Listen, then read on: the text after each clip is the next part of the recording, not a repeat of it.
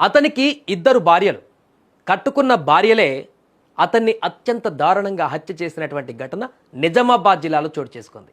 భీమ్గల్ మండలం దేవక్కపేటలో ఇద్దరు భార్యలు కలిసి తమ భర్తను పెట్రోల్ పోసి సజీవ దహనం చేశారు. ఈ అవానవీయ ఘటన సోమవారం వెలుగులోకి వచ్చింది. అసలు ఏం జరిగిందంటే, దేవక్కపేటకు చెందినటువంటి మలవత్ మోహన్ అనేటువంటి వ్యక్తికి కవిత, సంగీత అనేటువంటి ఇద్దరు భార్యలు ఉన్నారు. సో మోహన్ తరచూ మద్యం సేవించి భార్యతో గొడవలు పడుతుండేవాడట. ఈ క్రమంలోనే ఆదివారం రాత్రి కూడా మరొకసారి ఇద్దరు భార్యలతో గొడవ పడ్డాడు.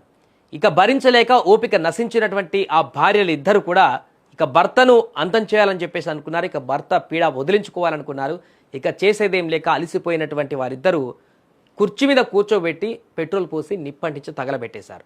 ఇద్దరు భార్యలకు, మొదటి భార్యకు 3 ఆడపిల్లలు ఉన్నారు, రెండో భార్యకు 3 ఆడపిల్లలు ఉంటే ఒక ఆమె చనిపోయిందంటే ఇప్పుడు మొత్తం 5 పిల్లలు ఉన్నారు అతనికి. ఇప్పుడు ఆ ఇద్దరు భార్యలు కలిసి భర్తను హత్య చేసినటువంటి ఘటన సంచలనంగా మారింది. ఈ ఘాతుకానికి పాల్పడినటువంటి అనంతరం నిందితులు ఇద్దరు కూడా అక్కడి నుంచి పారిపోయారు.